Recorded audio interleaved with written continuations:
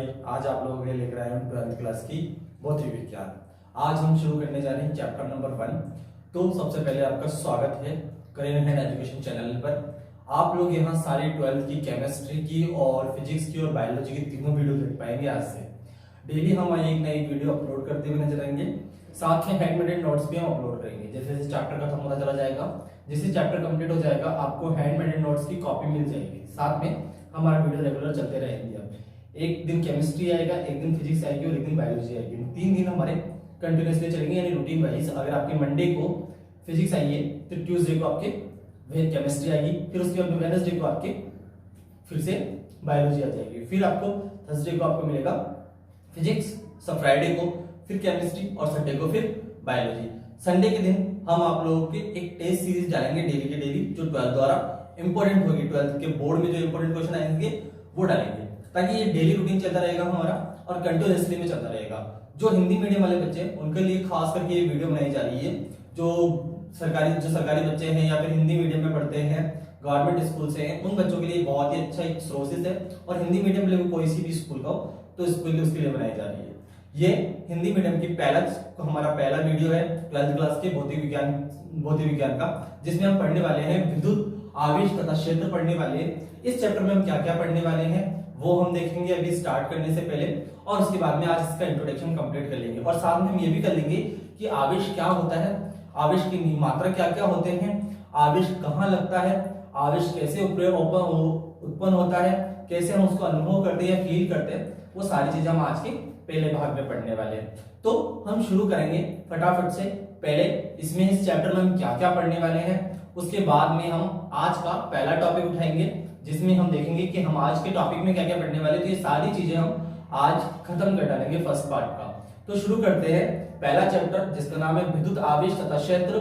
ठीक है, तो शुरू करते हैं। तो शुरू करने से पहले मैं बता देता हूँ, सबसे पहले जो आज हम इस चैप्टर में पढ़ने वाले हैं, सबसे पहले जो चीज पढ़ने वाले वो पढ़ने वाले हम आवेश क्या होता है। ठीक है ना, पहले जो चीज पढ़ने वाले हैं वो हमारा क्या है कि भैया आवेश क्या होता है।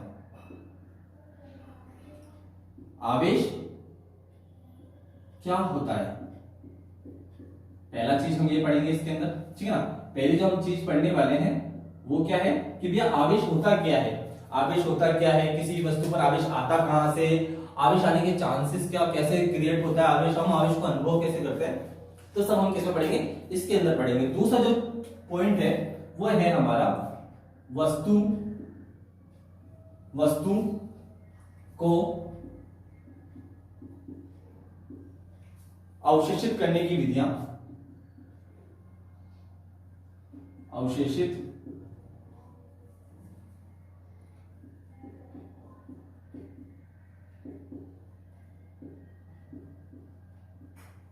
करने की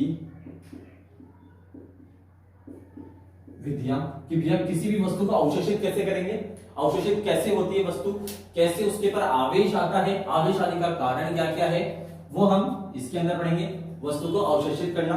तीसरा जो पॉइंट हम पढ़ेंगे वो हमारा होगा वस्तु आवेशों के गुणधर्म। तीसरा जो पॉइंट होगा वो क्या होगा, आवेशों के गुणधर्म। आवेशों के गुणधर्म, कि भैया आवेश के कौन कौन से गुणधर्म होते हैं। ठीक है ना, आवेशों के गुणधर्म क्या क्या होते हैं, आवेश दिखता कैसे कैसे आता है। चौथा हम पढ़ेंगे कूलाम नियम। क्या पढ़ेंगे, कूलाम नियम। ठीक है ना, कूलाम नियम। ठीक है, पांचवा जो हम पढ़ेंगे वो पढ़ेंगे विद्युत क्षेत्र। क्या पढ़ेंगे, विद्युत क्षेत्र एवं विद्युत क्षेत्र की तीव्रता। विद्युत क्षेत्र की तीव्रता क्या पढ़ेंगे, विद्युत क्षेत्र की तीव्रता पढ़ेंगे। जो पांचवा पॉइंट है वो क्या हमारा विद्युत क्षेत्र है, विद्युत क्षेत्र की तीव्रता पढ़ेंगे। फिर जो छठा है वो पढ़ेंगे विद्युत क्षेत्र एवं रेखाएं। ये एक इंपॉर्टेंट टॉपिक है हमारे इस चैप्टर में। ठीक है ना, विद्युत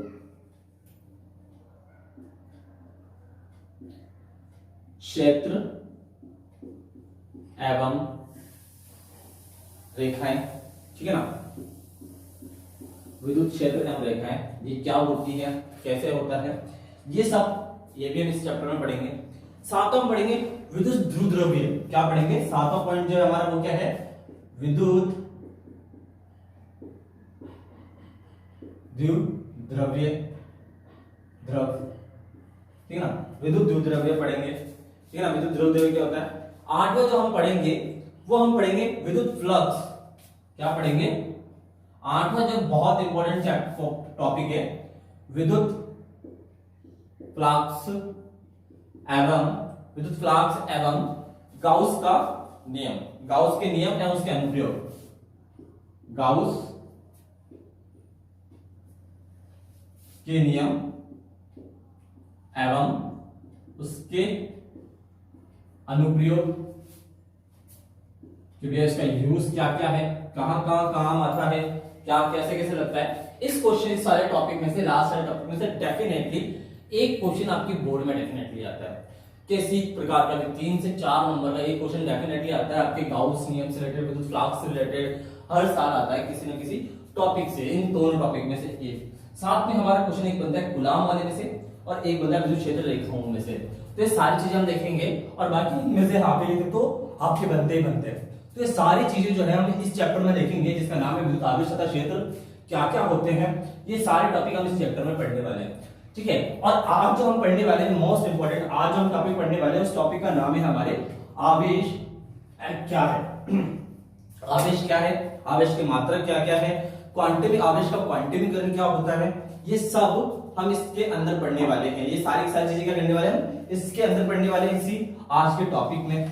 तो हम ज्यादा देरी नहीं करेंगे और फटाफट से ये टॉपिक स्टार्ट करेंगे कि भैया आवेश होता क्या है, ठीक है ना। पहली चीज हम क्या करेंगे, आवेश होता है क्या, भैया आवेश किसी वस्तु पर दिखता कैसे है और आवेश की अवस्था क्या होती है, ये सब क्या करेंगे हम इस टॉपिक के अंदर शुरू करेंगे फटाफट से, ताकि ये सब टॉपिक हम पढ़ने वाले। तो मैं चाहूंगा कि आप सभी लोग अपनी अपनी नोटबुक लेकर बैठे, क्योंकि नोटबुक लेकर बैठोगे तो आप क्या कर पाओगे, इसे नोट कर पाओगे इजीली।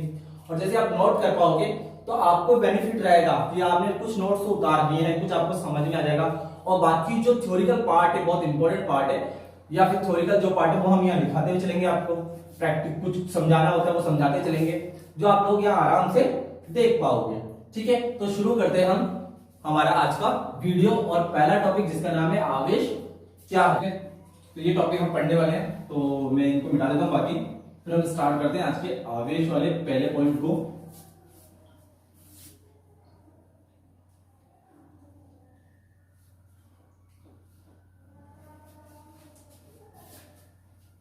ठीक है, तो ये हमने यहां से इरेज कर दिया और हम स्टार्ट करते हैं कि भैया आवेश क्या है।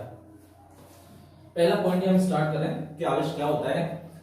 तो यहां पर मैं बता देता हूं कि आवेश क्या है। आवेश क्या है, किसी भी वस्तु का मूलभूत गुणधर्म है। क्या है, किसी भी वस्तु का मूलभूत गुणधर्म है। और मूलभूत गुणधर्म का मतलब क्या होता है, उसकी फंडामेंटल प्रॉपर्टी है। आप ये नहीं कह सकते कि उसमें आवेश क्यों है या फिर आवेश आया कहां से, ये आप जरूर कह सकते, लेकिन आवेश होगा जरूर उसके अंदर। तो आवेश क्या है, किसी भी वस्तु की, आवेश की बहुत सारी परिभाषाएं है, लेकिन यहां पर एक सिंपल सी परिभाषा बनती है, वो क्या पड़ेगी आपके, कि भैया आवेश जो है, आवेश किसी वस्तु की, किसी वस्तु का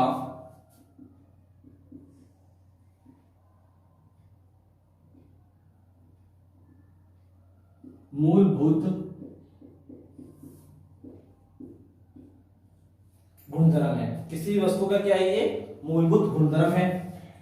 मूलभूत गुणधर्म का क्या मतलब है, मूलभूत गुणधर्म का मतलब है कि भैया वो उसके अंदर है तो है, उसके अंदर है तो है, मतलब वो उसका कुछ ना कुछ आप ये कह नहीं सकते कि भैया क्यों है, आप उसमें क्वेश्चन मार्क नहीं लगा सकते, ठीक है ना। तो क्या है, आवेश किसी वस्तु का मूलभूत गुणधर्म है, यानी उसके अंदर आवेश है और वो आवेशित है किसी चीज से। तो आप एक संदेह नहीं लगा सकते, क्वेश्चन मार्क नहीं लगा सकते कि भैया आवेश क्यों है। जैसे सिंपल सा है कि भैया किसी वस्तु में द्रव्यमान क्या है, किसी वस्तु में उस वस्तु की अवस्था या निहित पदार्थ की मात्रा, क्या कहेंगे, किसी वस्तु में निहित पदार्थ की मात्रा किसी वस्तु का द्रव्यमान है। वैसे ही आप उस पे क्वेश्चन मार्क नहीं लगा सकते, वैसे इस पे नहीं लगा सकते कि भैया कि किसी भी वस्तु का कोई ये मूलभूत गुणधर्म है, मतलब एक फंडामेंटल प्रॉपर्टी है जो उसके अंदर निहित रहती है, हमेशा अवेलेबल रहती है। तो आवेश आपके कहलाता है, आवेश क्या कहलाता है, किसी भी वस्तु का मूलभूत गुणधर्म कहलाता है। तो पहला टॉपिक, पहला पॉइंट जो है ये हमारा क्लियर हो गया कि भैया आवेश कहां से क्या है। अब क्या भैया आवेश कौन से दो क्षेत्र उत्पन्न करता है, कौन से दो क्षेत्रों को उत्पन्न करता है, आवेश उत्पन्न कौन से क्षेत्रों को करता है, या फिर हम आवेश को अनुभव कैसे करते हैं। तो एक छोटा सा एग्जांपल लेते हैं कि भैया मान लो द्रव्यमान, ठीक है ना, ये हम ले रहे हैं द्रव्यमान, ठीक है, द्रव्यमान ले रहे हैं, या फिर हम एग्जांपल ले रहे हैं कि भैया जैसे आवेश हमने लिया वैसे हम यहाँ ले रहे द्रव्यमान। अब द्रव्यमान क्या है भैया, द्रव्यमान क्या, किसी वस्तु का भार है, किसी वस्तु, जो कोई वस्तु है उसका क्या द्रव्यमान होता है। जैसे मैं कोई वस्तु हूं तो मेरा कोई ना कोई द्रव्यमान डेफिनेटली होगा, आपको पता है। तो मैं कोई वस्तु हूं तो मेरा क्या होगा, कोई ना कोई द्रव्यमान होगा। उसी प्रकार द्रव्यमान होगा तो आपको पता है कि भैया हमारे अर्थ पे क्या है, गुरुत्वाकर्षण है। तो गुरुत्वाकर्षण है तो क्यों है, क्यों है, क्योंकि भैया हमारी जो पृथ्वी है, हमारा जो अर्थ है, उसके पास ढेर सारा द्रव्यमान है। क्या है, हमारी पृथ्वी क्या है, हमारी पृथ्वी पर क्या है, ढेर सारा द्रव्यमान है, इसलिए वे क्या करती है, गुरुत्वाकर्षण उत्पन्न करती है, ठीक है ना। तो द्रव्यमान या हम लिखेंगे गुरुत्वाकर्षण, ठीक है ना। इधर हम लिख रहे हैं उत्पन्न, इधर हम लिख रहे हैं अनुभव। क्या लिख रहे हैं, अनुभव, ठीक है। तो यहां एक तरफ हमने लिखा आपके कि भैया द्रव्यमान जो है वो क्या है, किसी वस्तु का भार है, या फिर हम क्या है, हमारी अर्थ है, हमारी अर्थ का क्या है, द्रव्यमान है। अब हमारी अर्थ क्या है, हमारे अर्थ पे क्या है, गुरुत्वाकर्षण है। तो गुरुत्वाकर्षण कहां से आया भैया, गुरुत्वाकर्षण कब आया, जब हमारी पृथ्वी पर क्या है, ढेर सारा द्रव्यमान है। क्या है, ढेर सारा द्रव्यमान है। तो ढेर सारे द्रव्यमान के कारण हम क्या करते हैं, गुरुत्वाकर्षण उत्पन्न करते हैं। हम क्या करते हैं, वो अर्थ क्या कर रही है, गुरुत्वाकर्षण उत्पन्न कर रही है, और हम क्या कर रहे हैं, हम एक अनुभव, उसको गुरुत्वाकर्षण का अनुभव कैसे कर रहे हैं, हम अनुभव ऐसे कर रहे हैं कि भैया हम क्या है, हमारा कोई ना कोई द्रव्यमान है, हम कोई वस्तु ही है, एक तरीके से हमारा क्या है, कोई ना कोई द्रव्यमान है, हमारा द्रव्यमान है, इसलिए हम क्या कर रहे हैं, उस चीज को अनुभव कर रहे हैं। अगर देखा जाए तो क्या है कि भैया जैसे जैसे हमारा द्रव्यमान कम होता जाएगा वैसे वैसे हमका गुरुत्वाकर्षण भी कम होता चला जाएगा। क्या होता चला जाएगा कि भैया जैसे जैसे हमारा द्रव्यमान कम होता चला जाएगा वैसे वैसे हमारा गुरुत्वाकर्षण भी कम होता चला जाएगा। आपको पता है जिसका गुरुत्वाकर्षण कम होता है वे धरती की ओर धीरे धीरे धीरे धीरे धीरे धीरे आता है। आपने देखा होगा मोर का पंख या फिर आप किसी कबूतर का पंख या फिर मिट्टू का पंख ले लो और उसे आप छत से नीचे छोड़ो तो धीरे धीरे धीरे आएगा। उसी जगह पर एक पत्थर ले लो और उस पत्थर को फेंको तो वे क्या करेगा, धड़ा से एकदम से नीचे आ जाएगा। तो यानी जब किसी वस्तु का द्रव्यमान होता है तो वह क्या कहलाता है, उसका उस पे क्या उत्पन्न हो जाता है, गुरुत्वाकर्षण उत्पन्न करने का काम में आता है। द्रव्यमान किस काम में आ रहा है, या तो गुरुत्वाकर्षण उत्पन्न करने का काम में आ रहा है, और अगर किसी और के पास है द्रव्यमान तो वह क्या उत्पन्न कर रहा है, आपके अनुभव कर रहा है उसको कि भैया गुरुत्वाकर्षण कैसा है। वैसे ही आवेश जो है दो क्षेत्र को उत्पन्न करता है। कौन से क्षेत्र को, दूसरा पॉइंट है हमारा कौन सा, एक हमारा होता है विद्युत क्षेत्र, ठीक है ना, विद्युत क्षेत्र, दूसरा चुंबकीय क्षेत्र। विद्युत क्षेत्र हम इस चैप्टर में पढ़ने वाले हैं। चुंबक, जो चुंबकीय है वो आप 10th क्लास में पढ़ चुके, चुंबकीय क्षेत्र के बारे में आराम से, ठीक है, 10th क्लास में पढ़ चुके हो चुंबकीय क्षेत्र। अब ये क्या करता है, आवेश क्या करता है भैया, आवेश जो अभी हमने बताया किसी वस्तु का क्या है, मूलभूत गुणधर्म है, उसी प्रकार आवेश क्या करता है, आवेश क्या करता है, या तो विद्युत क्षेत्र उत्पन्न करेगा, क्या करेगा, विद्युत क्षेत्र उत्पन्न करेगा। मान लो मेरे पास आवेश है, ठीक है ना, मेरे पास आवेश है और मैं क्या करूंगा, जैसे मेरे पास आवेश होगा तो मैं अपने चारों तरफ क्या कर दूंगा, एक चार्ज उत्पन्न कर दूंगा, विद्युत क्षेत्र उत्पन्न कर दूंगा। तो आपके क्या लगेगा, आवेश का उत्पन्न करता है, विद्युत क्षेत्र उत्पन्न करता है। दूसरा, हम ये कमरे में आवेश है, जैसे मान लो इस कमरे में आवेश है और मैं भी आवेश हूं, क्या हूं, मेरे पास भी आवेश है और इस कमरे में भी आवेश है। मैं जैसे इसके अंदर आऊंगा तो मैं उस आवेश को क्या करूंगा, अनुभव करूंगा, क्योंकि वो आवेश मुझे पता पड़ेगा। अगर आप जैसे देखते हो कि आप किसी कम्युनिटी हॉल में जाते हो या फिर कहीं आप मोटिवेशनल लेक्चर में जाते हो तो वहां क्या देखते हो कि एक कमरे में फुल एनर्जी भरी हुई, आप उस कमरे में एंटर करते ही एनर्जेटिक हो जाते हो, है ना, एनर्जेटिक हो जाते हो, क्योंकि आप में उस समय एक एनर्जी थी, नेगेटिव एनर्जी। जैसे आप उसके पास गए तो आप जैसे हो गया आपके पास में एनर्जी उत्पन्न हो गई, चार्ज आ गया आपके पास में, तो ये क्या कहला गया, आपके भैया आवेश आ गया आप पर। तो वैसे अगर मेरे पास कोई आवेश होगा और मैं उस कमरे में एंटर करूंगा, उस कमरे में भी आवेश है, तो वो क्या करेगा, उस आवेश को अवशोषित कर लेगा। हमें अनुभव पता पड़ जाएगा कि अनुभव हो रहा है कि इसके अंदर आवेश है, इसके अंदर हमें आवेश दिख रहा है। जैसे अगर मुझ में कोई आवेश नहीं होगा, मैं उस कमरे में जाऊंगा तो मुझे आवेश अनुभव होगा ही नहीं कि भैया इसमें आवेश है ही नहीं। तो इसी प्रकार जैसे हमने यहाँ देखा कि किसी वस्तु के पास द्रव्यमान है तो उसके पास वो क्या कर सकता है, गुरुत्वाकर्षण या तो उत्पन्न करेगा या फिर क्या करेगा, अनुभव करेगा। सिंपल सी बात है। वैसे अगर किसी वस्तु के पास आवेश है तो वे क्या करेगा, विद्युत क्षेत्र को उत्पन्न करेगा, कि चारों तरफ विद्युत क्षेत्र बना लेगा धीरे धीरे। इसके अलावा अगर उसके पास आवेश है तो जहां विद्युत क्षेत्र होगा तो वे क्या करेगा, उस विद्युत क्षेत्र को अनुभव करेगा। क्या करेगा, विद्युत क्षेत्र को अनुभव करेगा। तो यहाँ हम देख सकते हैं कि पहले चीज कि भैया आवेश क्या कर सकता है, विद्युत क्षेत्र उत्पन्न कर सकता है, ठीक है ना। दूसरा, आवेश क्या कर सकता है, आवेश विद्युत क्षेत्र को उत्पन्न कर सकता है,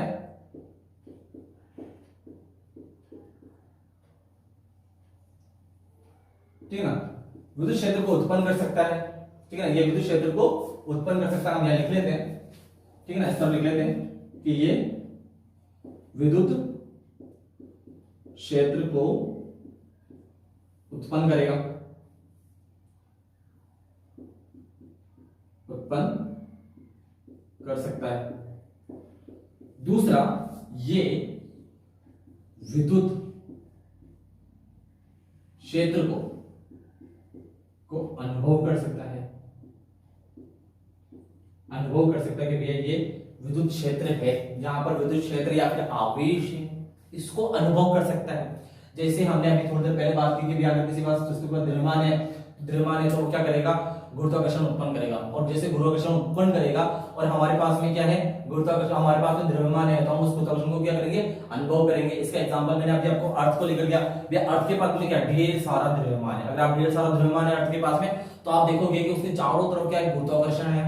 और हमें वो गुरुत्वाकर्षण अनुभव कैसे होता है, क्योंकि हमारा भी क्या है, कोई ना कोई द्रव्यमान है, तो हमारा कोई द्रव्यमान है तो हम गुरुत्वाकर्षण को अनुभव कर रहे हैं। वैसे ही अगर इसमें मैंने वही बताया कि आवेश क्या है, किसी वस्तु के क्षेत्र को, विद्युत क्षेत्र को या तो वो उत्पन्न कर सकता है या फिर क्या करेगा, उस क्षेत्र को अनुभव कर सकता है, अनुभव करके उसे महसूस कर सकता है कि यहाँ क्या है, आवेश है। तो ये दो इसकी फंडामेंटल, दो और आपके दो इंपोर्टेंट आपको पता पड़ेगा कि आवेश आपके क्या क्या कर सकता है। अब तीसरे पर चलते हैं, आवेश कितने प्रकार का होता है। तीसरा है आवेश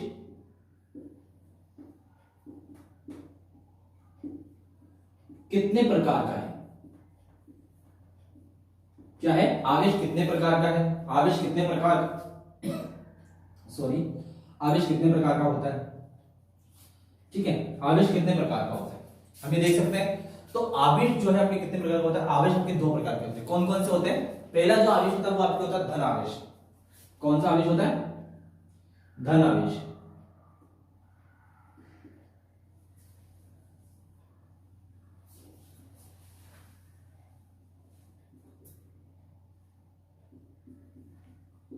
धनावेश। दूसरा जो होता है आपके, उसे हम कहते हैं ऋणावेश।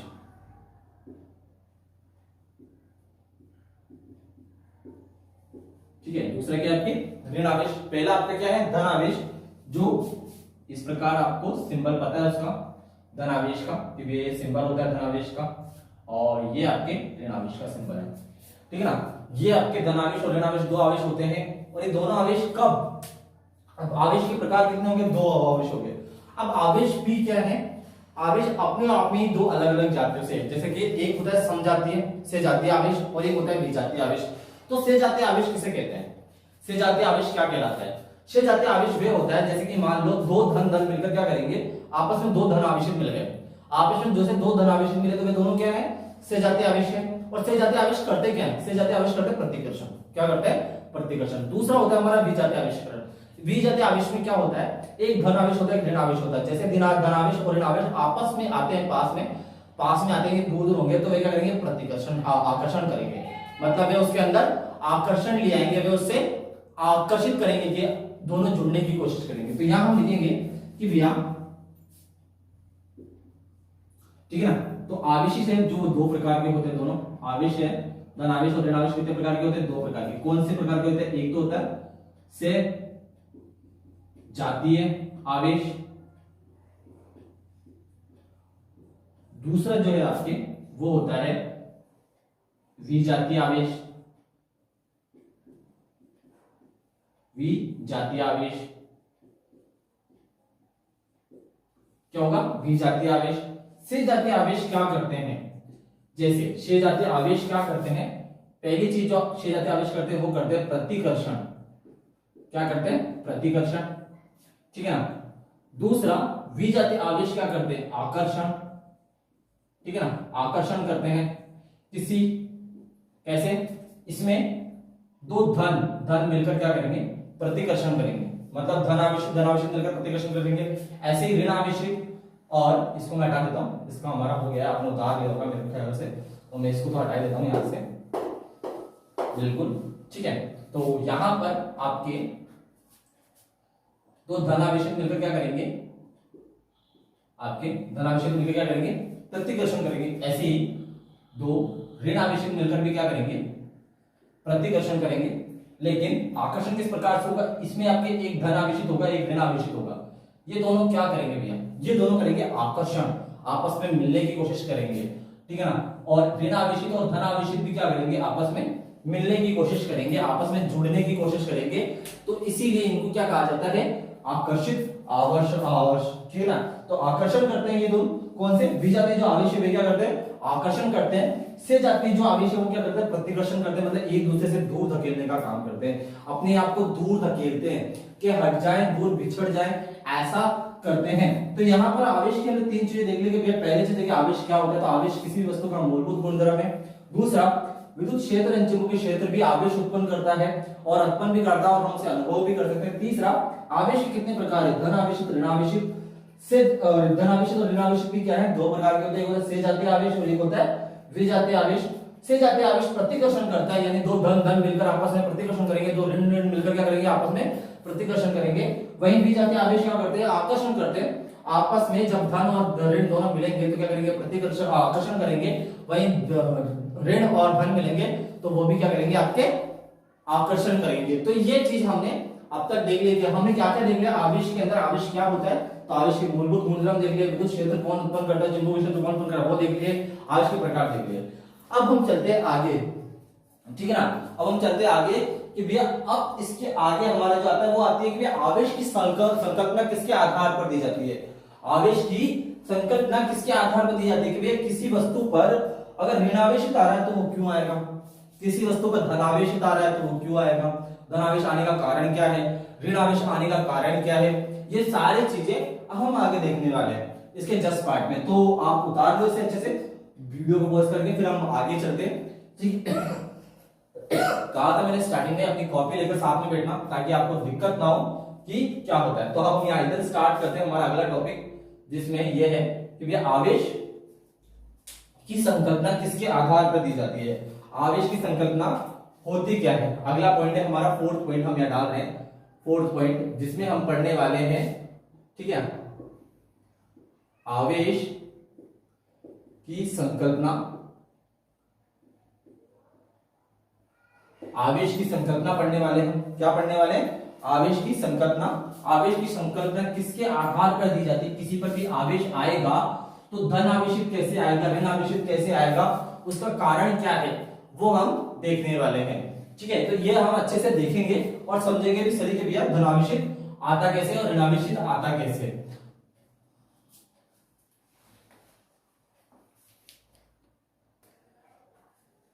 ठीक है, तो हम आवेश की संकल्पना देखने वाले हैं। तो आवेश की संकल्पना किसके आधार पर दी जाती है? तो सबसे पहले हम आवेश की संकल्पना देने से पहले हम यहाँ दो चीजों को देखेंगे। पहला हम जो यहाँ देखने वाले हैं वो देखने वाले Na और हम देखने वाले क्लोरीन C, यानी Na आपका सोडियम हो गया और Cl आपकी क्लोरीन हो गया। दोनों को हम देखने वाले हैं।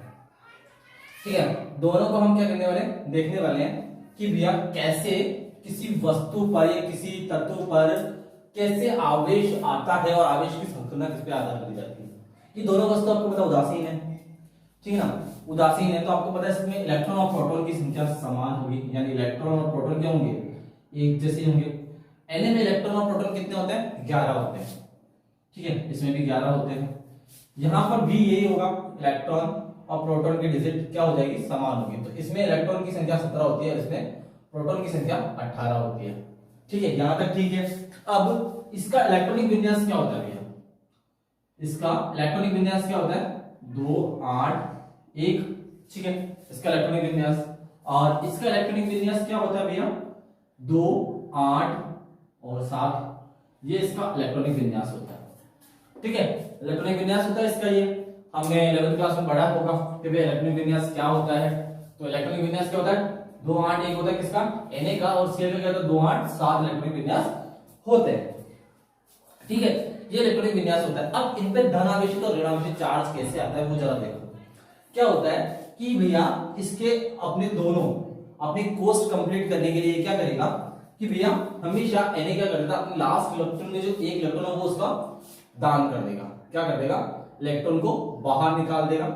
जैसे मान लो बाहर निकाल दिया, ठीक है ना, उसने क्या करा, इलेक्ट्रॉन को बाहर निकाल दिया, ठीक है ना। जैसे ही वो इलेक्ट्रॉन को बाहर निकालेगा तो इसके पास में इलेक्ट्रॉन की संख्या अब कितनी हो जाएगी, जैसे इसने इलेक्ट्रॉन बाहर निकाला, यहां से एक इलेक्ट्रॉन बाहर निकाला, तो वापस से देखते हैं हम, तो इसमें इलेक्ट्रॉन की संख्या अब कितनी हो जाएगी, 10 हो जाएगी, ठीक है ना। इसने इलेक्ट्रॉन बाहर निकाला, बाहर निकालते अब इसके पास में क्या हो गए, 10 इलेक्ट्रॉन हो गए। और प्रोटॉन की संख्या कितनी हो गई, इसके पास 11 हो गई। जैसे ही इसके पास में क्या हो गई, प्रोटॉन की संख्या 11 हो गई। क्यों प्रोटॉन की संख्या 11 हो गई, क्योंकि इलेक्ट्रॉन ने एक इलेक्ट्रॉन दान कर दिया या फिर बाहर निकाल दिया, किसी को दे दिया। जैसे दे दिया तो इसके बाद प्रोटॉन की संख्या क्या हो गई, ज्यादा हो गई। कितनी ज्यादा हो गई, 1 ज्यादा हो गई। जैसे इस पर प्रोटॉन की संख्या ज्यादा हुई तो इस पे चार्ज किया जाता है, पॉजिटिव चार्ज आता है। जैसे इलेक्ट्रॉन बाहर निकला तो इस पे चार्ज किया जाता है, आपके पॉजिटिव चार्ज आ जाता है। तो हम लिख सकते हैं कि भैया Na ने इलेक्ट्रॉन का दान किया। क्या किया, इलेक्ट्रॉन का दान किया, इलेक्ट्रॉन का दान किया और दान किया इलेक्ट्रॉन का दान किया। दान करने पर सॉरी, इलेक्ट्रॉन का दान करने पर धनावेश आ गया। क्या आ गया, धनावेश आ गया। आपके इसके धनावेश आ जाता है क्योंकि प्रोटॉन की संख्या कितनी बढ़ गई, 1 बढ़ गई। जैसे प्रोटॉन की संख्या 1 बढ़ गई, उसके पास में क्या आ गई, आपके धनावेश आ गया। तो जैसे ही इलेक्ट्रॉन की संख्या कम हुई और प्रोटॉन की संख्या जैसे ही बढ़ी तो उसमें क्या आ गया, धनावेश आ गया। अब वो इलेक्ट्रॉन निकलकर क्या करा, वो इलेक्ट्रॉन निकलकर आपके क्लोरीन ने ले लिया। क्या करा, इसने इलेक्ट्रॉन लिया और इसने इलेक्ट्रॉन त्यागा और इसने वो इलेक्ट्रॉन ग्रहण कर लिया। जैसे इसने इलेक्ट्रॉन ग्रहण किया, अब इसके पास इलेक्ट्रॉन की संख्या कितनी हो गई भैया, क्लोरीन के पास में इलेक्ट्रॉन की संख्या कितनी हो गई, इलेक्ट्रॉन एक इसने ले लिया। इलेक्ट्रॉन की संख्या कितनी हो गई इसके पास में इलेक्ट्रॉन की संख्या हो गई 18, एक इसने लिया। तो इसके सारे अष्टक पूरे हो गए, 2, 8 और 8, ऐसे इसके अष्टक बन गए। इसने एक इलेक्ट्रॉन और प्रोटॉन की संख्या क्या हो गई, इसमें प्रोटॉन की संख्या कितनी होगी, 17 रह गई। यानी प्रोटॉन की 17 संख्या रहने के कारण इसमें क्या हुआ, एक इलेक्ट्रॉन की वृद्धि हुई और एक इलेक्ट्रॉन की जैसे ही वृद्धि हुई तो इलेक्ट्रॉन की संख्या प्रोटॉन की संख्या से अधिक हो गई। इलेक्ट्रॉन की संख्या जो है किससे अधिक हो गई, प्रोटॉन की संख्या से अधिक हो गई। कितनी अधिक हो गई, 1 अधिक हो गई। जैसे 1 अधिक हुई तो इसके पर माइनस का चार्ज आ गया। तो हम यहां कह सकते हैं क्लोरीन इलेक्ट्रॉन ग्रहण करता है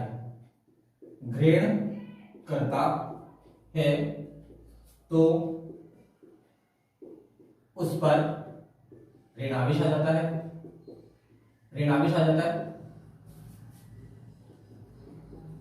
क्या आ जाता है, ऋणावेश आ जाता है। कब आता है, जब ये इलेक्ट्रॉन ग्रहण करता है। किसके द्वारा इलेक्ट्रॉन ग्रहण करा उसने, Na ने इलेक्ट्रॉन छोड़ा और इसने इलेक्ट्रॉन ग्रहण किया। इलेक्ट्रॉन ग्रहण करने से इसके इलेक्ट्रॉन की संख्या बढ़ गई। जैसे इलेक्ट्रॉन की संख्या बढ़ गई तो इलेक्ट्रॉन की संख्या बढ़ते ही उस पर ऋणावेशित चार्ज आ गया और चार्ज आते ही हमने क्या लिख दिया कि क्लोरीन ने इलेक्ट्रॉन का ग्रहण करता है तो उस पर ऋणावेशित चार्ज आ जाता है।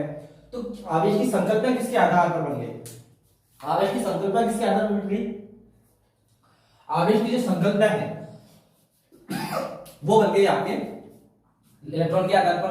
तो यहां हम लिख सकते हैं कि भैया इलेक्ट्रॉन के आधार पर आवेश की संकल्पना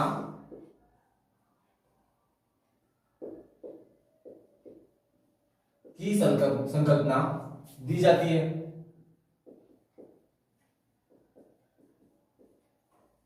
ठीक है, तो आवेश की संकल्पना किसके आधार पर दी जाती है, आवेश की संकल्पना जो है वो इलेक्ट्रॉन के आधार पर दी जाती है। किसके आधार पर दी जाती है, इलेक्ट्रॉन के आधार पर दी जाती है। ठीक है, इलेक्ट्रॉन के आधार पर दी जाती है। इलेक्ट्रॉन के आधार पर जैसे ही दी जाती है तो उसमें क्या होता है कि भाई आप देखो, एक ने इलेक्ट्रॉन छोड़ा तो उसमें धनावेशित आ गया, निकाला तो इसने एक ग्रहण किया तो इसमें ऋणावेशित आ गया। तो यानी इसमें कौन जिम्मेदार था? इलेक्ट्रॉन जिम्मेदार था। अब इस टॉपिक के रिलेटेड क्वेश्चन बनता है, इस टॉपिक के रिलेशन एक क्वेश्चन बनता है जिसको हम लिखेंगे। तो ये हमारा थोड़ा भी काम का नहीं रहा, तो हम इसे इरेज कर देंगे, फिर हम उसे लिखेंगे। टॉपिक रिलेटेड क्वेश्चन है एक, जिसे हम यहाँ हैंड टू हैंड आंसर भी करेंगे। आपके दिमाग में क्वेश्चन आ रहा होगा, सर इलेक्ट्रॉन ही क्यों ट्रांसफर हुआ, प्रोटॉन क्यों नहीं गया, प्रोटॉन क्यों नहीं गया, प्रोटॉन क्यों नहीं जा सकता, प्रोटॉन की संख्या, आवेश की संकल्पना प्रोटॉन के आधार पे क्यों नहीं दे सकते हम, आवेश की जो संकल्पना है वो प्रोटॉन के आधार पे क्यों नहीं दे सकते, इलेक्ट्रॉन के आधार पे ही क्यों दे रहे, तो वो भी मैं आपके कर देता हूं। तो मैं इसे हटा रहा हूं फटाफट से, फिर हम आगे चलते हैं, ताकि मैं वो टॉपिक रिलेटेड जो क्वेश्चन है उसे भी हम यहां पर खत्म कर देते हैं अच्छे से।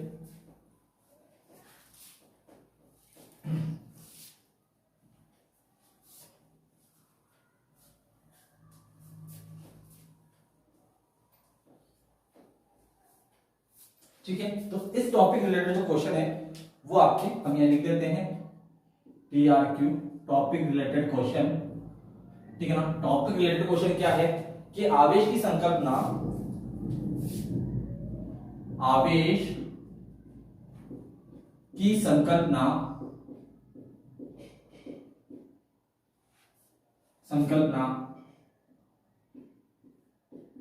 प्रोटॉन के आधार पर,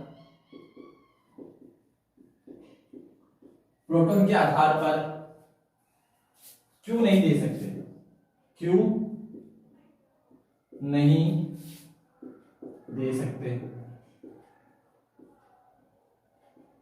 क्यों नहीं दे सकते, ये आपके डाउट आ रहा होगा, क्वेश्चन आ रहा होगा कि भैया प्रोटॉन की प्रोटॉन जो प्रोटॉन है तो प्रोटॉन के आधार पे क्यों नहीं दे सकते, इलेक्ट्रॉन के आधार पे आप क्यों बात कर रहे हो, इलेक्ट्रॉन के आधार पे हम कैसे दे सकते हैं। तो जरा देखो, इसका आंसर है बहुत इजी, बहुत इजी आंसर है।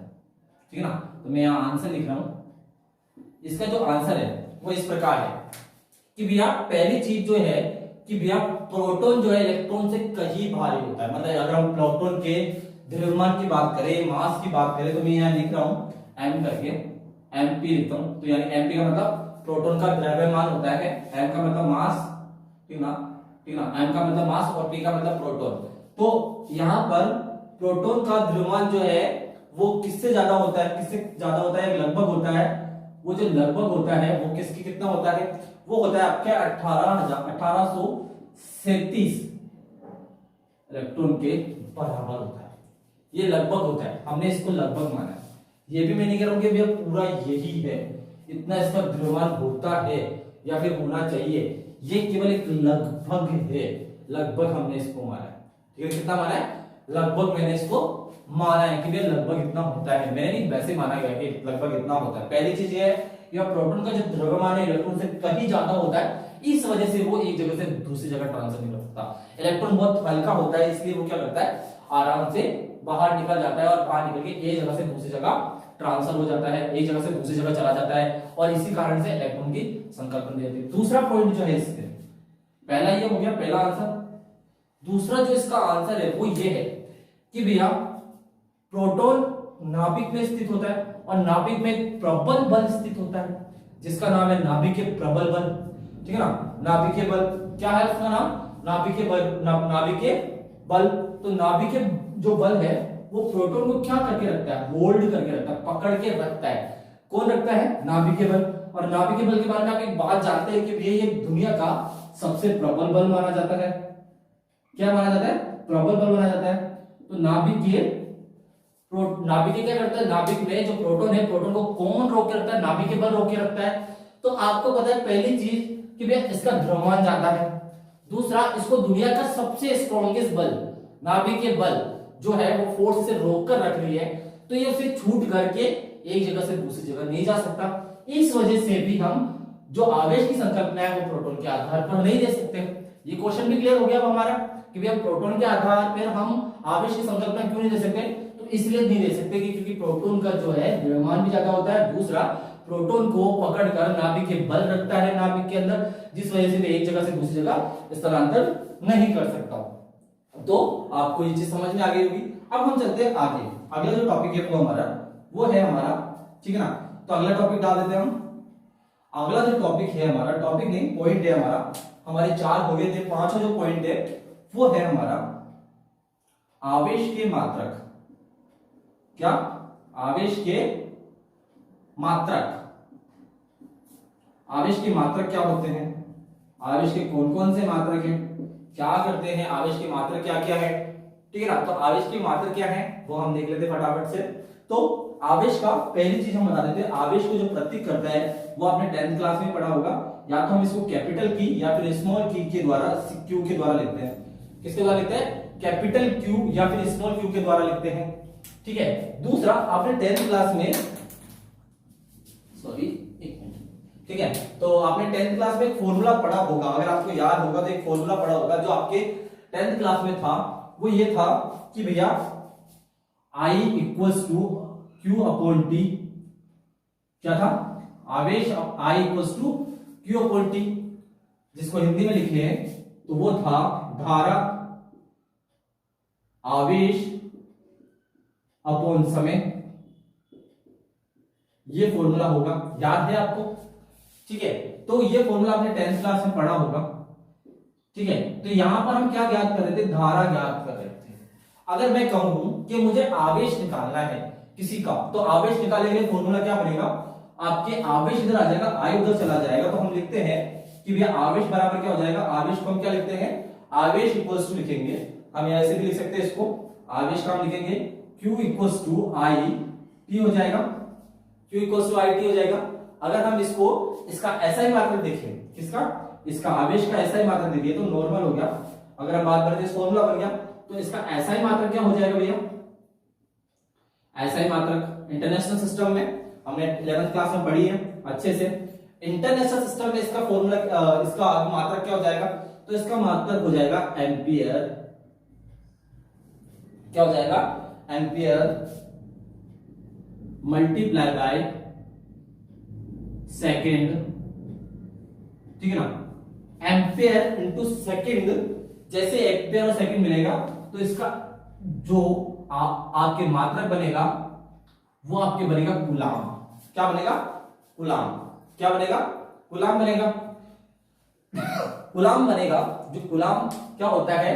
आपके आवेश का ऐसा ही मात्रक होता है जो एम्पियर इंटू सेकेंड के द्वारा मिलता है। किसके द्वारा मिलता है? एम्पियर इंटू सेकेंड के द्वारा मिलता है, ठीक है ना। तो ये किसके अंदर हो गया? एसआई पद्धति के अंदर। दूसरा जिसका मात्रक है वो हम देख लेते हैं सीजीएस के अंदर। सीजीएस सिस्टम पढ़ा था ना 11th में हमने, ये भी पढ़ा था सेकंड चैप्टर में हमने। तो सीजीएस में आपके आवेश का मात्रक कहलाता है, सीजीएस में आवेश का मात्रक कहलाता है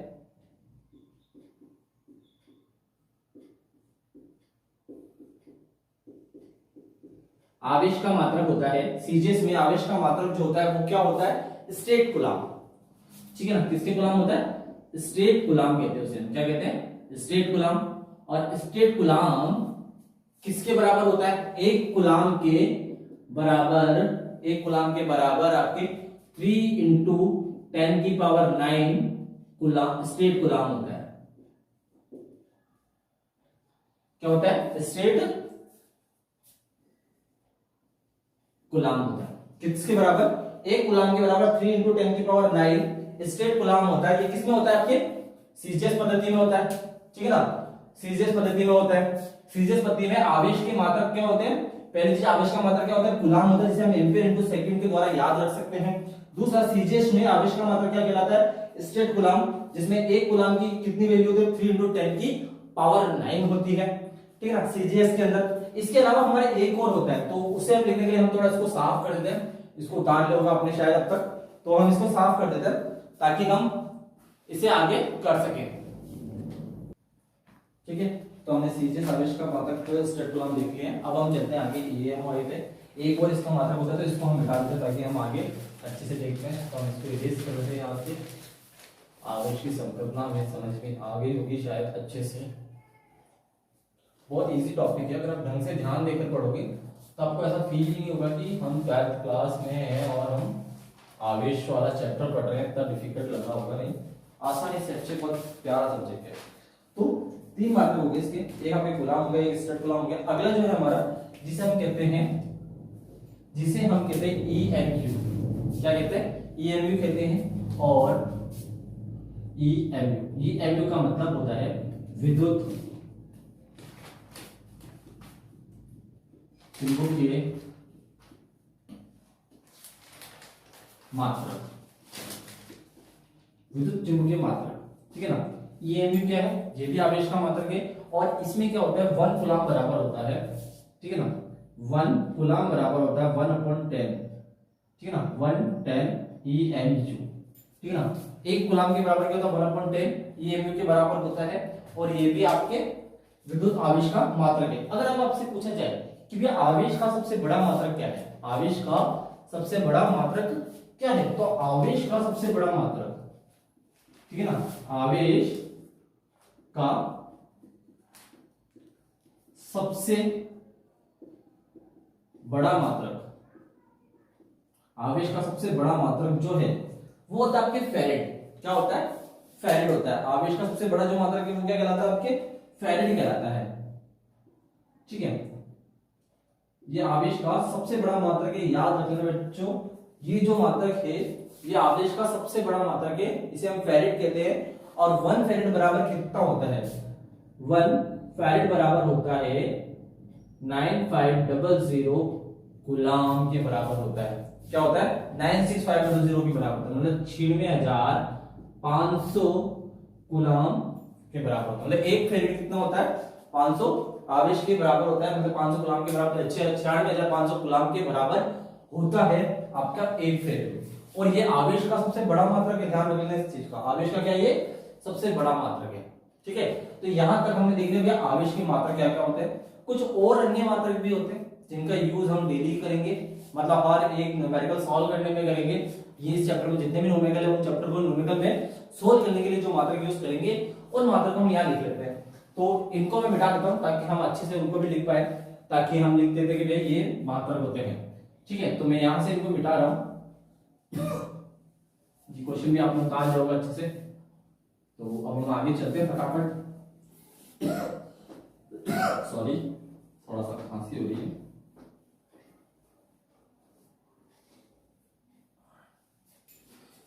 ठीक है, तो यहां से हम इसको कर लेते हैं। टॉपिक का नाम है हमारा अगला जो है वो है हमारा अन्य मात्रक, आवेश के अन्य मात्रक, अन्य मात्रक।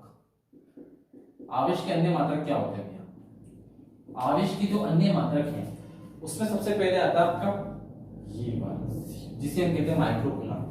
क्या कहते हैं, माइक्रो कूलाम। क्या कहते हैं इसको, माइक्रो कूलाम कहते हैं। दूसरा जो हमारा आता है इसे हम कहते हैं एनसी, इसे हम कहते हैं नैनो कूलाम, नैनो कूलाम, ठीक है। चौथा जो आता है वो होता है हमारा पिको कूलाम, इसे हम कहते हैं पिको कूलाम। क्या होता है, पिको कूलाम होता है। अगला जो आता है उसे हम कहते हैं मिली कूलाम, एमसी, इसे हम क्या कहते हैं मिली कूलाम। क्या कहते हैं, मिली कूलाम कहते हैं इसको। तो आपके ये कुछ मात्रक है जिनका हम यूज करेंगे हमेशा। तो यहां पर बता देता हूं, 1 माइक्रोग्राम की वैल्यू क्या होती है, 1 माइक्रोग्राम की वैल्यू होती है 10 की power -6 coulomb. Nano coulomb, 1 nano coulomb की वैल्यू होती है 10 की पावर -9 कूलाम, ठीक है। यहां पर 1 पिको कूलाम की वैल्यू होती है 10 की पावर -12 कूलाम, और 1 मिली कूलाम की वैल्यू होती है 10 की पावर -10। कितनी होती है, 10 की पावर -3, ठीक है ना, 10 की पावर -3 कूलाम।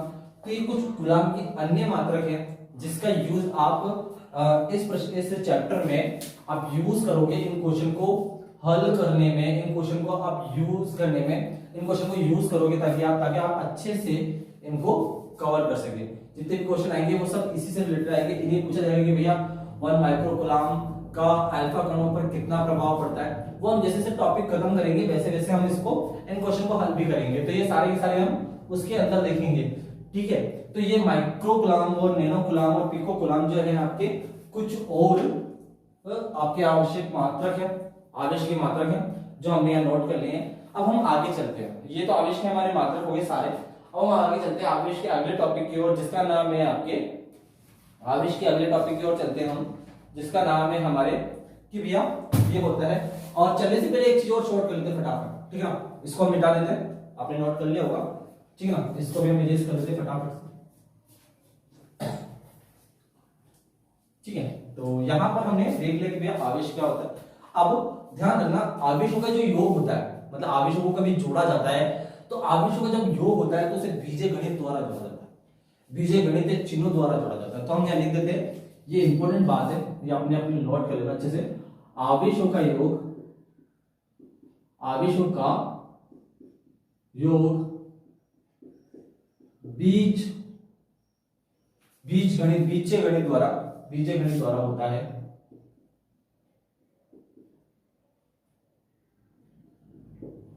बीजीय गणित द्वारा होता है, किसके द्वारा होता है? बीजीय गणित द्वारा होता है, यानी इनको इनके चिन्हों द्वारा जोड़ा जाता है, ठीक है ना। तो आवेशों का योग बीजीय गणित द्वारा होता है, ये आपको ध्यान रखना सदैव, हमेशा, ठीक है ना। यानी आवेश सदैव, यानी हम लिखेंगे आवेश, एक को लाइन लिख देंगे, आवेश सदैव अपने चिन्हों के साथ जोड़े जाते हैं, साथ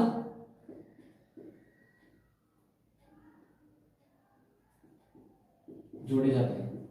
मतलब जो इनके चिन्ह है उन चिन्हों के साथ क्या होंगे? जोड़े जाते हैं, ये साथ में जोड़े जाते हैं। मतलब आपको देखिए दिखा देता हूं, एक एग्जांपल देता हूं। यहाँ पर क्या करता हूं, जैसे मान लो एक एग्जांपल ले लो, आपके पास में आवेश है Q1, ठीक है ना। एक आवेश आपके पास में Q1 और एक आवेश आपके पास में Q2।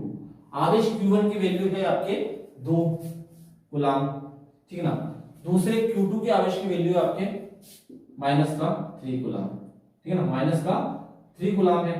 तो जब हम इसको 3 कूलम को जब हम जोड़ेंगे तो क्या करेंगे? इस प्रकार से हम जोड़ेंगे, यहां हम लिखेंगे Q1 प्लस Q2, क्या लिखेंगे? Q1 plus Q2 equals to Q1 की वैल्यू कितनी है?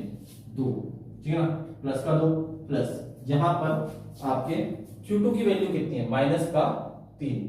अब हम जब इन दोनों का योग करेंगे तो हमारे पास में आंसर कितना आएगा? -1।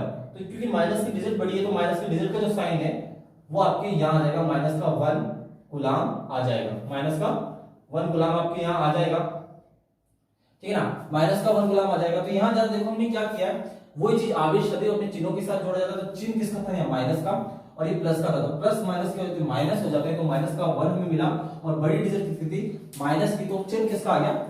माइनस का आ गया। तो हमेशा ध्यान रखना है कि आवेश को जब भी जोड़ा जाता है तो उस पे आवेशों का योग बीजगणित द्वारा होता है, हमेशा बीजगणित द्वारा होता है। अब हम अगले टॉपिक चलते हैं, वो बहुत इंपॉर्टेंट टॉपिक है, आज का टॉपिक है और लास्ट टॉपिक है हमारा, ताकि हम इसको फिर आगे कल हम जब इसको चलेंगे तो आप आसानी से समझ सको। ये लास्ट टॉपिक इसके बारे में, तो इसको मैं मिटा देता हूँ, आप उतार लेना अच्छे से, और फिर हम चलते हैं आगे। ये हमारा यहाँ हो जाता है खत्म, बस लास्ट टॉपिक है, ये इंपॉर्टेंट टॉपिक है आज का हमारा, जिसको हम बोलेंगे आवेश का क्वांटमीकरण। अगला जो टॉपिक है हमारा, ये हमारा 7वां टॉपिक है,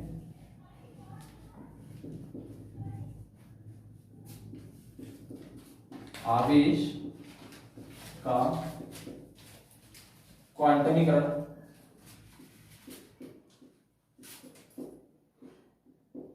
आवेश का क्वांटमीकरण, इसको इंग्लिश में हम क्वांटमाइजेशन चार्ज भी बोलते हैं।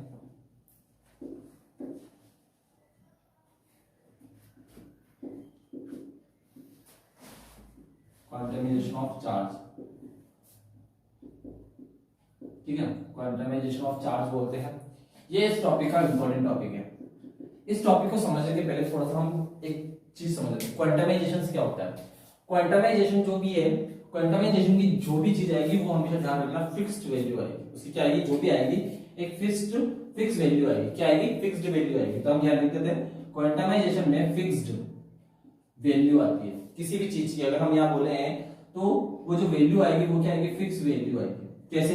जैसे एक छोटा सा एग्जांपल, आप दुकान पर गए, ठीक है ना, और दुकान पर गए, आप दुकानदार को बोलो भाई साहब मुझे आधा मोबाइल दे दो, मोबाइल की दुकान पर गए आप, मोबाइल वाले को बोला, मोबाइल वाले भैया आप मुझे आधा मोबाइल दो, क्या वो आपको दे देगा?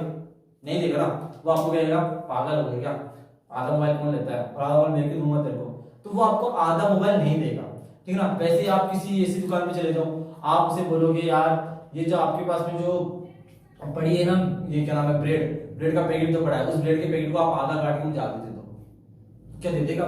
नहीं देगा ना। तो इसी प्रकार से आपकी क्वांटामाइजेशन में भी क्या होती है, फिक्स्ड वैल्यू होती है। यानी अगर आपके कोई इलेक्ट्रॉन का स्थानांतरण होगा तो वो पूर्ण होगा, या तो वो एक इलेक्ट्रॉन जाएगा, या तो क्या होगा वो एक होगा, या फिर वो दो होगा, या फिर वो तीन होगा, या फिर वो चार होगा, या फिर वो पांच या छह या सात, यानी आपके पूर्ण संख्याओं में से होगा, ठीक है ना।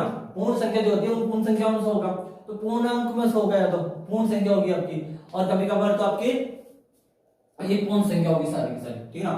पूर्ण गुणज भी बोला जाता है इनको। ये क्या होगा, किसी भी इलेक्ट्रॉन का पूर्ण गुणज भी होता है। तो एक क्वांटामाइजेशन में एक फिक्स्ड वैल्यू होगी, इलेक्ट्रॉन का स्थानांतरण जो होगा वो फिक्स्ड होगा, या तो एक होगा, या फिर दो होगा, या फिर तीन होगा, आधा नहीं होगा, थोड़ा नहीं होगा, ठीक है ना। वो क्या होगा, इलेक्ट्रॉन का स्थानांतरण पूरा होगा। यहाँ पर इलेक्ट्रॉन का स्थानांतरण जब पूरा होगा तो वो क्या कहलाएगा, उसका क्वांटामाइजेशन। तो इसको हम थोड़ा सा समझ लेते हैं कि भाई इलेक्ट्रॉन का स्थानांतरण क्या होता है। जरा हम यहां से इसको आगे देख लेते हैं अच्छे से, ठीक है। तो यहां हमने एक छोटा सा एक बॉक्स ले लेते हैं, यहां पर हम, ये हमने एक बॉक्स ले लिया, हमने एक बॉक्स ले लिया यहां पर, ठीक है। हमने यहां पर एक बॉक्स ले लिया, इस बॉक्स के अंदर ओके, ठीक है, हमने एक बॉक्स ले लिया। अब इस बॉक्स में क्या है, ये बॉक्स जो उदासीन है, क्या है, उदासीन है। इसमें इलेक्ट्रॉन और प्रोटॉन की संख्या क्या है, बराबर है। आपके इलेक्ट्रॉन और प्रोटॉन यहाँ बराबर पड़े हुए। आपको पता है उदासीन वस्तु में क्या होता है, इलेक्ट्रॉन और प्रोटॉन जो है वो बराबर होते हैं। तो इलेक्ट्रॉन और प्रोटॉन इसमें क्या पड़े हैं, बराबर पड़े। अब मैं क्या कर रहा हूँ, इसके अंदर एक इलेक्ट्रॉन का ट्रांसफर कर रहा हूँ, एक इलेक्ट्रॉन इसके अंदर आ रहा है, ठीक है ना। तो इलेक्ट्रॉन के पहले आने से पहले मैं आपको एक बात बताता हूँ कि भैया आपके इलेक्ट्रॉन की जो वैल्यू होती है, क्यू इलेक्ट्रॉन की जो वैल्यू होती है वो मैं यहाँ लिख देता हूँ, इसको हटा देता हूँ ताकि आपको अच्छे समझ में आ जाए। ये बहुत इंपॉर्टेंट टॉपिक है हमारा थोड़ा सा, तो इसको ध्यान से देखते हैं हम, ठीक है, अच्छे से। तो यहाँ पर हम देखते हैं कि यहाँ पर क्यू इलेक्ट्रॉन है, और इलेक्ट्रॉन की यहाँ पर आपके क्या वैल्यू होती है। तो इलेक्ट्रॉन की जो वैल्यू होती है वो होती है आपके 1 पॉइंट, ठीक है ना। जैसे इलेक्ट्रॉन की वैल्यू तो होगी माइनस का 1.6 इंटू 10 की पावर माइनस 19, ठीक है ना, क्या होगी 19 गुलाम, ठीक है ना। वहीं आपके प्रोटॉन की अगर हम वैल्यू देखें, ठीक है ना, प्रोटॉन की अगर हम वैल्यू देखें, प्रोटॉन की अगर वो वैल्यू होगी तो वो होगी प्लस का 1.6 इंटू 10 की पावर माइनस 19 गुलाम। यानी इलेक्ट्रॉन और प्रोटॉन की जो वैल्यू वो समान ही होती है, ठीक है। तो मैंने क्या करा, इसमें एक इलेक्ट्रॉन ट्रांसफर किया। जैसे मैंने इसके अंदर एक इलेक्ट्रॉन ट्रांसफर किया तो इसके एक इलेक्ट्रॉन के अंदर, इसके ऊपर मैंने क्या किया, एक इलेक्ट्रॉन ट्रांसफर किया। एक इलेक्ट्रॉन जैसे ट्रांसफर किया तो इसमें एक इलेक्ट्रॉन की जितना आवेश आ जाएगा, तो एक इलेक्ट्रॉन का आवेश कितना था हमारे पास, इलेक्ट्रॉन का आवेश कितना होता है, ये होता है 1, और इलेक्ट्रॉन कितना ट्रांसफर किया हमने 1, तो माइनस का 1 मल्टीप्लाई बाय 1.6 इंटू 10 की पावर माइनस 19 आवेश आ जाएगा, 19 गुलाम आवेश आ जाएगा, ठीक है ना। तो यहाँ पर एक इलेक्ट्रॉन ट्रांसफर करने पर इस पर आवेश क्या आया, माइनस का आवेश आया, माइनस का 1 इंटू 1.6 इंटू 10 की पावर 19 गुलाम आ गया। अगर मान लो अभी जैसे मैंने बताया कि इसमें क्या फिक्स्ड वैल्यू ट्रांसफर कर सकते हैं, फिक्स्ड वैल्यू इलेक्ट्रॉन है, मान लो मैंने 2 इलेक्ट्रॉन ट्रांसफर किए, ठीक है ना। तो 2 इलेक्ट्रॉन ट्रांसफर किए तो यहाँ क्या जाएगा, 2 माइनस का 1.6 इंटू 10 की पावर माइनस 19 गुलाम आ जाएगा। ऐसे मान लो मैंने इसके अंदर 3 किया, 3 इलेक्ट्रॉन आए इसके पास, तो 3 इलेक्ट्रॉन क्या जाएगा 3 इंटू 3 माइनस का 1.6 इंटू 10 की पावर माइनस 19 गुलाम आ जाएगा।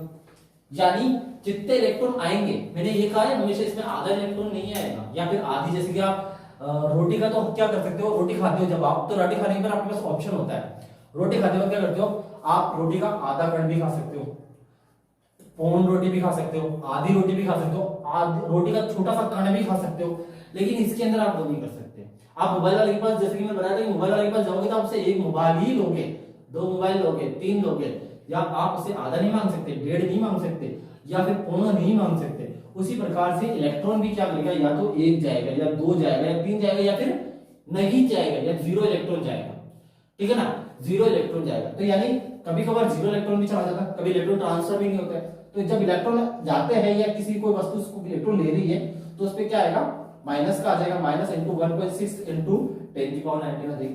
अब यहाँ पर हम एक और बॉक्स ले लेते हैं, ये हमने एक और बॉक्स लिया, ये भी उदासीन है, इसमें भी क्या है, इलेक्ट्रॉन और प्रोटॉन की संख्या समान है, मान लो, ठीक है ना, ये भी उदासीन है और इसके अंदर भी क्या है, इलेक्ट्रॉन और प्रोटॉन की संख्या क्या है, समान है। तो इसके अंदर इलेक्ट्रॉन और प्रोटॉन की संख्या समान है, तो इसमें से मैंने क्या करा, एक इलेक्ट्रॉन बाहर निकाला, मैंने एक इलेक्ट्रॉन को बाहर निकाला। तो जैसे मैंने इसके अंदर से एक इलेक्ट्रॉन बाहर निकाला, तो अब इस पे क्या आवेश आ जाएगा, तो इस पे आवेश क्या आएगा भैया, एक इलेक्ट्रॉन बाहर निकलते इस पे क्या आ जाएगा, पॉजिटिव आवेश आ जाएगा। तो जैसे पॉजिटिव आवेश आ जाएगा, पॉजिटिव आवेश की वैल्यू क्या होती है, आवेशित किस प्रकार का आवेश हो जाएगा, पॉजिटिव आवेश होगा, धनावेशित हो जाएगा। तो इस पे क्या हो जाएगा, 1 इंटू 1.6 इंटू 10⁻19 हो जाएगा पहली, ठीक है ना, ये प्लस क्या आ जाएगी इसमें। दूसरा, अगर मान लो मैंने एक इलेक्ट्रॉन नहीं, इससे मैंने दो इलेक्ट्रॉन निकाले, कितने इलेक्ट्रॉन निकाले, दो इलेक्ट्रॉन निकाले, तो दो इलेक्ट्रॉन निकालूंगा तो 2 प्लस इंटू 1.6 इंटू 10⁻19 आ जाएगा। यानी कि जितने में इलेक्ट्रॉन निकालूंगा, दो की जगह में 3 निकालूंगा तो 3 वाला आ जाएगा, 3 इलेक्ट्रॉन प्लस 3 इंटू 1.6 इंटू 10⁻19, इस पे ये आवेश आ जाएगा। तो यानी जितने इलेक्ट्रॉन निकलेंगे उतना उस पे आवेश आता चला जाएगा, आवेश आता चला जाएगा। और आवेश भी क्या आएगा, यहाँ मैंने आवेश के इलेक्ट्रॉन की और प्रोटॉन की वैल्यू बता दी। तो जब ये इलेक्ट्रॉन आते और जाते हैं तो आवेश से फॉर्मूला क्रिएट होता है, आवेश का फॉर्मूला क्रिएट होता है, आवेश का फॉर्मूला, एक सूत्र क्रिएट होता है। उस फॉर्मूले को हम इस प्रकार लिख सकते हैं। तो इससे हमें एक फॉर्मूला मिलता है, वो फॉर्मूला क्या मिलता है, हम लिखेंगे आवेश, आवेश यहां नहीं लिखता हूं, यहां लिख देता हूं, ठीक है ना, ये तो हमारा उधर का हो गया, इसमें से निकला तो यहां लिख देता हूं। आवेश का एक फॉर्मूला क्रिएट होता है हमारे, ठीक है ना, तो आवेश, ठीक है ना, आवेश का एक फॉर्मूला क्रिएट होता है, तो हम बोलेंगे आवेश इक्वल्स टू होता है प्लस माइनस, ठीक है ना, plus minus n into 1.6 into 10⁻19, ये हम फॉर्मूला लिख सकते हैं खुला। ये फॉर्मूला आ जाएगा हमारे पास में, जहां पर n जो है वो क्या होगा, आपका जो ये n है, ये n क्या होगा भैया, ये होगा स्थानांतरित इलेक्ट्रॉन की संख्या। क्या होगा, स्थानांतरित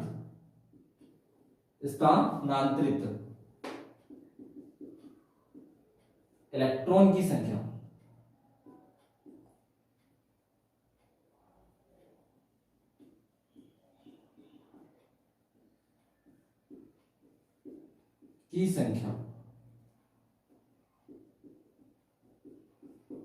ठीक है, स्थानांतरित इलेक्ट्रॉन की संख्या, यानी इलेक्ट्रॉन जा रहे हैं एक जगह से दूसरी जगह जो जा रहे हैं, वो आपके इलेक्ट्रॉन की संख्या कहलाएगा।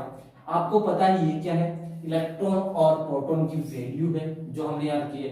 तो इससे जो हमें परफेक्ट फॉर्मूला मिलेगा वो क्या मिलेगा, वो हम याद रख देते हैं, ठीक है ना। परफेक्ट फॉर्मूला क्या मिलेगा, क्यू को हम किससे लिखते हैं, क्यू आवेश को हम किससे लिखते हैं, क्यू से। तो ये क्यू आ जाएगा, यहां पर इक्वल्स टू का साइन प्लस माइनस, ये plus minus n multiply by Q.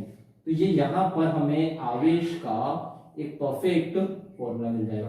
दिखाई दे रहा है आपको, अगर नहीं दिखाई दे रहा तो हम यहां लिख देते, चलो कोई ना, यहां लिख देते अच्छे से, यहां हम लिख देते आवेश का, आवेश, ठीक है ना, आवेश का फॉर्मूला हमें मिल रहा है। तो आवेश क्या होता है, Q equals two plus minus n e, ये आपके इलेक्ट्रॉन की संख्या हो जाएगी। यहां पर आपको बता दिया कि भैया n क्या है, n जो है वो क्या है आपके, n जो है वो स्थानांतरित इलेक्ट्रॉन की संख्या है, क्या है, स्थानांतरित इलेक्ट्रॉन की संख्या है।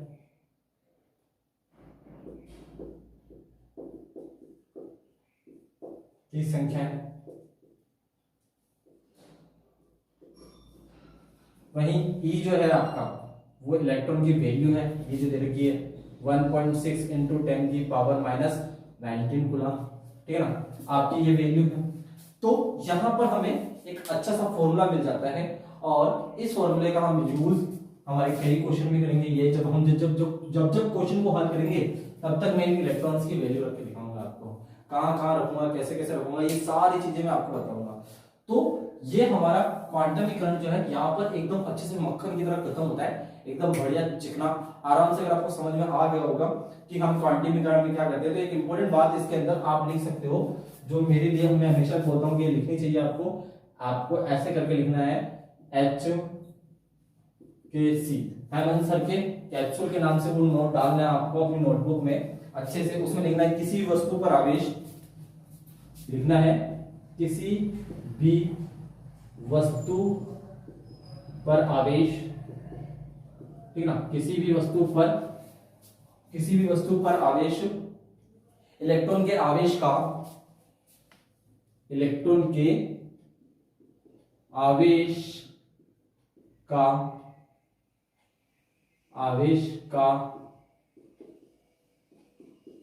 पूर्ण गुणज होता है। क्या होता है? पूर्ण गुणज होता है। ये एक आपको अपने नोट डाल देना है, ये बहुत इंपॉर्टेंट चीज है, आप मान लो अपने। पूर्ण गुणज होता है, ठीक है ना, यानी जो भी इलेक्ट्रॉन एक जगह से क्वांटम मेकेनिक्स में एक जगह से दूसरी जगह जाएगा वो दूसरे इलेक्ट्रॉन का कहलाएगा पूर्ण गुणज कहलाएगा। आपको पता है पूर्ण गुणज का मतलब क्या है? आपने देखा था कि भाई एक उदासीन वस्तु थी, इसमें क्या हुआ, या तो एक इलेक्ट्रॉन बाहर आएगा या दो इलेक्ट्रॉन बाहर आएगा, आधा नहीं आ सकता, पूर्ण नहीं आ सकता, सवा नहीं आ सकता। इसमें भी क्या करा, इसमें भी एक इलेक्ट्रॉन इसमें अंदर आ रहा था, इसमें बाहर निकलेगा तो इसमें भी एक इलेक्ट्रॉन, दो इलेक्ट्रॉन, तीन इलेक्ट्रॉन बाहर निकलेंगे। अंदर जाएंगे तो भी वो एक दो ही जाएंगे, आधा, पूर्ण, सवा ये नहीं जा सकता। तो इसमें फिक्स्ड वैल्यू जाएंगे। आपको मैंने दिखा दिया कि क्वांटिटी मेथड में क्या होता है, फिक्स वैल्यू होती है।